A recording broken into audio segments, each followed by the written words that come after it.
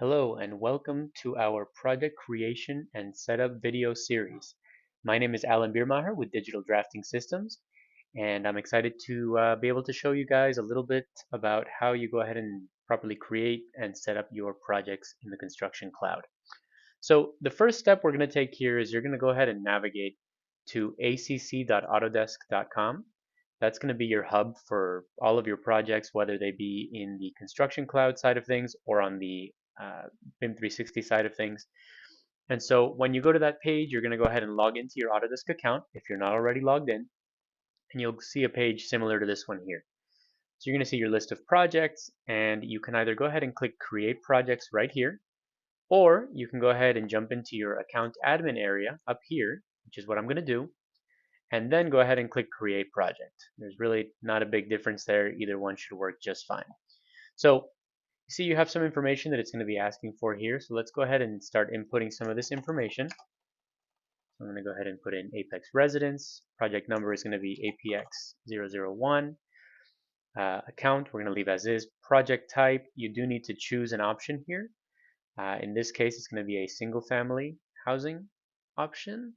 For templates, if you do have templates set up that you're going to want to use, you'll open this drop down menu and you're going to go ahead and choose the template that you would like to use. In this case, we're going to start from scratch, so I'm not worried about that. So I'm going to go ahead and enter the office address here, just to have something here so we can see what this looks like. And so again, time zone's correct, start, end dates, project value, non-mandatory fields, but you can go ahead and input those if you would like. So let's go ahead and click Create Project. And we're going to land here in our project admin area, and you can see that up here. And on the list, you're going to see the user that I'm using now, which is this support@ddscad.com. So what we're going to go ahead and do on the right side here is we're going to go ahead and enable docs, design collaboration, and model coordination. And so what you're doing here is you're enabling the various modules that each of the users that you add to this list has access to. There are other modules here that you can use depending on your licensing that you have activated for the construction cloud. But in this case, we're focusing primarily on the design side of things and specifically BIM Collaborate Pro licensing. And so that's going to include docs, design collaboration, and model coordination.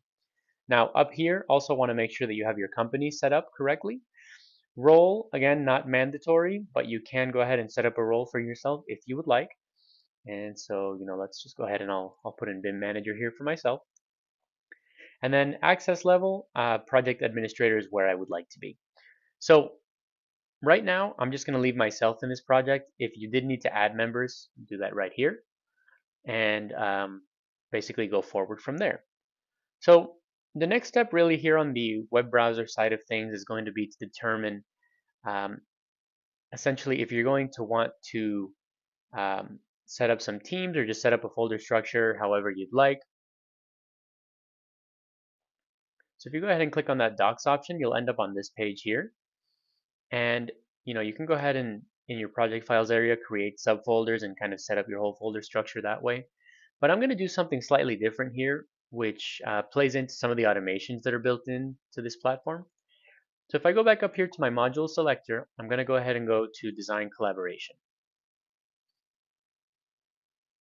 Now, the first time you access this design collaboration area, you're going to be met with a welcome screen like this. You can go ahead and click get started or just X out of here. And so the first question here is going to be to select your shared folder location. I'm just going to leave this as the default location for now. If you're not familiar with what the shared folder is, we'll talk about that in a little bit. Don't worry too much just yet. Okay, so we're going to go ahead and click next down here and continue. And so here we're basically going to have an area where we see that we have teams set up. So let's go and set up our architectural team right now. Actually, and we're going to go ahead and click add here. And then I'm just going to keep this project simple. I'm just going to have an architectural team, and I'm going to go ahead and set up a structural team. So again, go ahead and click add. Now, if you'd like, you can go ahead and modify the colors that you have associated with both of these teams here. if you'd like. Not something you need to do, but you can do that there. You can update your names here as well. And an important piece here on the right side, you'll see that there's one member in either of those right now. That's because I'm the admin, so by default, I'm a member of all the teams. But if you wanted to go ahead and add members to specific teams, you would click into the number here, and you can go ahead and add them by individual email, by role, or by company name. And so just as an example here, if we wanted to say that anybody from DDS CAD who gets added here is going to have inherently a level of access to the architectural team, you would add them here. You would choose your level of access. So let's give them edit level of access. And we'll go ahead and click add.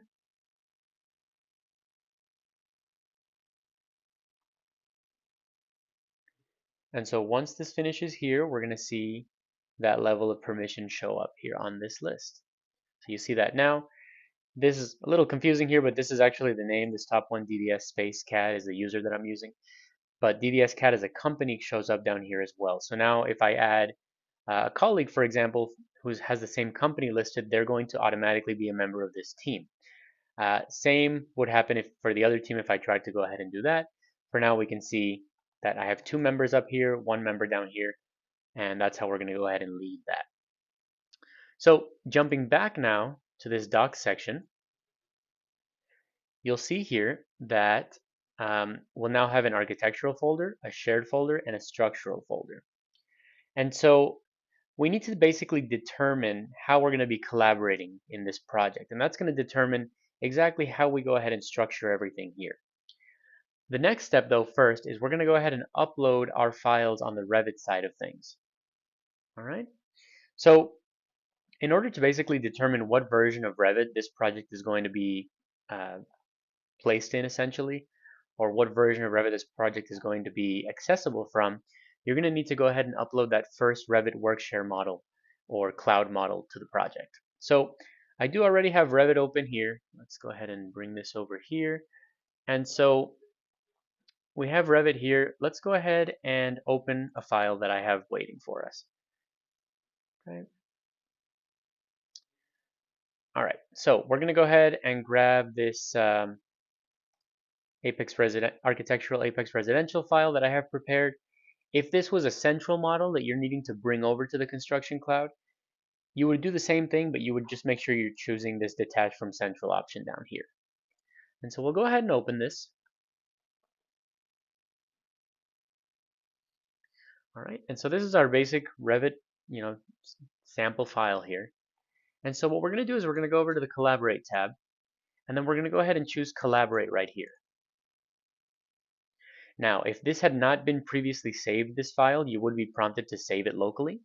That's just a temporary file, so you can put that anywhere that's easy for you.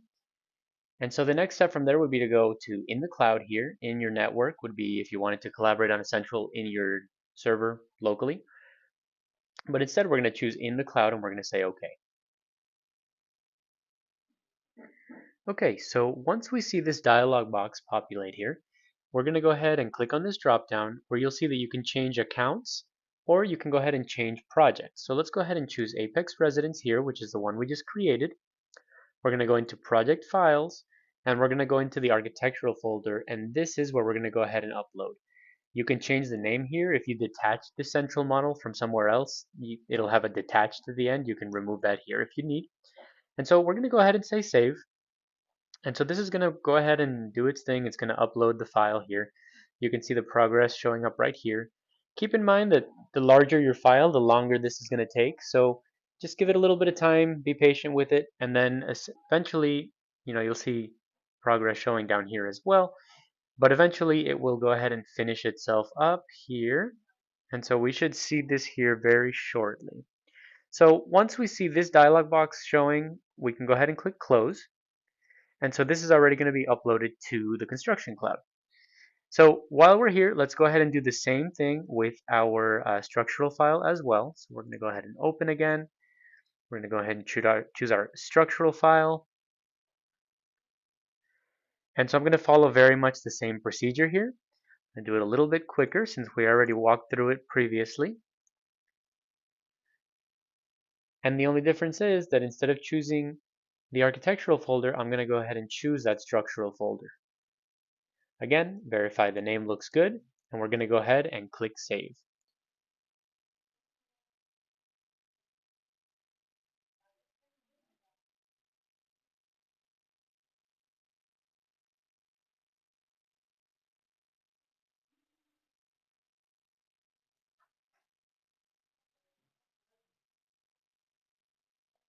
Okay, so once this part's done, a couple important things to point out. So the first thing is that in order to open this file and work on it successfully, you do need to be in the same version of Revit that your project is currently in. So that's Revit 2025. So on the left side here, we're going to have this Autodesk Docs button. The name of this changes sometimes version to version of Revit, but it'll be Autodesk Docs, BIM 360, something along those lines. And then, so basically, once we go ahead and select that, we're going to go ahead and again have our list of projects here. We'll be able to choose our project, and we'll be able to go into project files. And depending what visibility the user who is currently accessing has, we're going to see different levels or different folders visible potentially here. But in this case, let's go ahead and just open the architectural folder. And so we have that model here that we just uploaded. So let's go ahead and open that. You'll see this kind of dialog box here. Again, depending on the size of the project, that may take a little longer or a little, a little more, a little less time. And so, if we wanted to go ahead and work here, let's go ahead and just jump over to our 3D here. If we wanted to, I don't know, let's say just go ahead and remove one of these solar panels here, right? So let's just go ahead and grab this row of solar panels. Let's go ahead and delete them. And so now, just like when you're working in a central model on a local server, you'll go ahead up here and you're going to go ahead and click on your sync button here. You're going to sync with your central. So we're going to go ahead and click OK. You're going to get this dialog box as this progresses. And once this is done, it will update basically what is called our work in progress model. And so that's a good time to discuss something that's typically a little bit confusing for people. So when you're working on the models in Revit that are technically in the construction cloud, you're not going to necessarily see those changes in the construction cloud right away. And the reason for that is because what you're seeing on the Revit side is what's called a work in progress model. And so if I come back to my list of files here and I refresh this page, since we just made a change and synchronized it, you'll see that the published status here is publish available, not latest published like we were seeing previously. And the reason for that is because although we've been working in Revit, we've made changes, we've synchronized those changes, and they're being stored on this kind of parallel Revit server, let's say, they're not actually visible yet in the construction cloud. And that's because you need to go ahead and publish your changes so that they're visible in the construction cloud. And so let's go ahead and do that. Let's go ahead and click on these three dots, and we're going to click here, Publish Latest, and Publish. And so this is going to take some time. It's going to go ahead and process in the background. But while that goes through its thing, let's go ahead and jump back. All right, so once we jump back to the construction cloud here, you'll see the folders and all that look the same. But if we go ahead and jump into our structural folder, for example, it's still processing, and you can see that from when we uploaded it. But it's going to go ahead and show up here as a version 2. Now that's correct. Anytime you upload the file through Revit correctly for a construction cloud uh, central workshare model, basically, you're going to see it show up here as a version 2 first. Now, if we go to our architectural model, again, these are still pending, but you'll see it's going to show a version 3, and that's because we did another publish more recently. So keep in mind that this version that we're going to see here, which is very helpful, and you can find out a little bit more about version history if you check out our series on the Autodesk Construction Cloud tour that goes through that. But the version that you're seeing here is going to be the published version of the file. So let's see here. So let's say the structural model is now uploaded successfully. It's all published across without issue. And so if we go ahead and click on it, we will now be able to see that structural model show up here. Remember, this is a live interpretation of your Revit file. You can, look at things, access various pieces of information. And so, just something to keep in mind here, you'll be able to have visibility here of the latest published version only. Okay, and so the last thing we want to go ahead and show here or talk about here is essentially how we determine what linking method to use, and then how to actually go ahead and do that linking and what workflows need to go along with that. So when we discuss or talk about linking methods here, we're basically talking about, how we're going to be collaborating with other groups in or disciplines. So let's say from the perspective of the architecture group. So the architect will have access to their own folder, and unless they're an administrator and have access to all the folders, they'll have access only to the shared folder as well. And so in that case, you might be asking, what's the point of that? And so that allows you to have a little bit more control. If you had to, if you wanted to go ahead and link so that individuals were seeing all of the other disciplines folders, that's not a problem. You can definitely do that. And in that case, that would be what's called live linking. And so basically just to illustrate what that looks like. So if I jump back to this architectural model and we open it back up, you'll see here that I have the ability to do this because I'm an administrator. If I was not an administrator, I could still be given permissions to see other folders from other disciplines. And so you could do this that way as well. But what we're going to do is we're going to go here to manage, and we're going to go to manage links. And so if I go ahead to I'm sorry, I have to jump over to a view, to a 3D view. So let's go back to manage links, and now we can click add here. And so what we're going to do once we get in here, this will take us to the correct folder where our project files live. And so if I go to structural, again, because I have visibility, I can link directly here, right? And that's what's called live linking. That's option 1. And so the benefit there is that you'll see changes almost right away as changes are being made by other groups in terms of what's linked in your model. That can also be seen as a disadvantage. The other disadvantage potentially is the lack of control, let's say, because in theory they're seeing the raw version as it is now, which you may not want. So that's option 1. Option 2, which is the next level of control essentially that can be offered, is going to be what's called the shared linking method. And so let me show you what that looks like here. So again, from the perspective that we are the architect trying to link in the model from the structural, let's go ahead and jump over to our design collaboration area. And again, I'm not going to go too far into tour or detail here because we do have another video for that. But if you go up here and open up your swim lanes where you can see the different disciplines, I'm going to emulate here the structural again, which I can do as an admin. It's not something that you can typically just do for other groups. And so what I'm going to do here is I'm going to go ahead and click this plus button to create a package. And here on the left side, I'm just going to go ahead and open this models dropdown.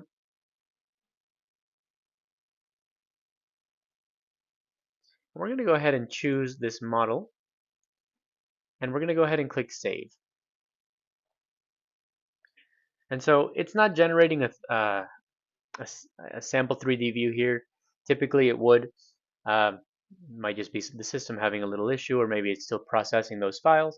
In any case, if we go ahead and click share up here, and we can choose a name if we'd like, and we go ahead and share. Let's see, now the view woke up, so it was just processing, looks like.